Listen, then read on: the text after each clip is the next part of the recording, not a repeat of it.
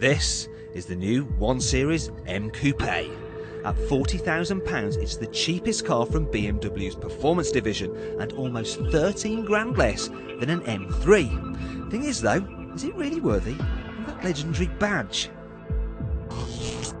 Let's examine the evidence, starting with the name. 1 Series M Coupe. That's a bit of a mouthful, isn't it? If I was BMW, I'd have just called it the M1 and have done with it. And then there's the engine. Normally, M cars get their own bespoke motor, but this is a 3-litre straight-six twin-turbo from the Z4 S-Drive 35IS. Don't worry though, M's engineers have fettled it. Power is up to 335 bhp, while there's now more torque than you get from the M3's V8.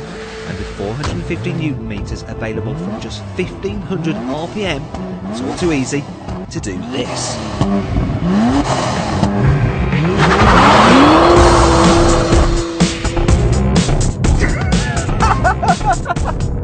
This engine's nuts! BMW claims the M1 will do 0 to 62 miles an hour in 4.9 seconds, but in reality it actually feels much quicker than either this or its 155 miles an hour limited top speed suggests. However, there is no questioning the noise it makes. Just listen to the sound of this.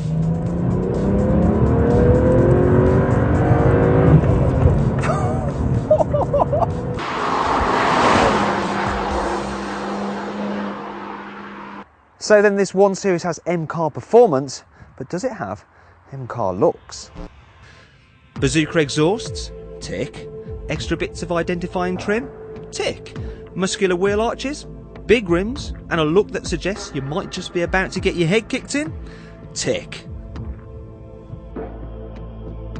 The M1 sits lower than the normal coupe, and it's wider too because it has the suspension from the M3. It also gets its bigger brother's performance brakes and sport differential, which shuffles torque between the rear wheels for maximum traction, and of course, nice long drifts. And that brings us on to the handling. Fortunately, it's everything you'd expect from an M car. The steering is immediate, the grip immense, and it will go around corners fast enough to rearrange your internal organs. All this makes the M1 great to drive on the track. But how about back on the road? Well, some people will love it, others may find it quite literally a pain in the arse. The super stiff suspension that makes the car corner so very flat also means that if you're on a bumpy road, the ride is tantamount to corporal punishment. And if you dare drive this car fast in the wet, well, let me tell you, there's going to be lots of buttock clenching going on. But really, who cares? This car is aimed at proper driving enthusiasts. It's rear-wheel drive and only available with a manual gearbox. It doesn't flatter to deceive in the same way some of its paddle shift all-wheel drive rivals do. What you put in is exactly what you get out. And that's exactly how it should be with an M car. This thing is just so much fun. You've probably gathered I rather like it. But what you're probably wondering is whether I'd rather have the M1 to its arch nemesis, the RS3. Well, I have no doubt that I'll probably be faster in the Audi, but this is the one I'd rather own. It's just so much fun.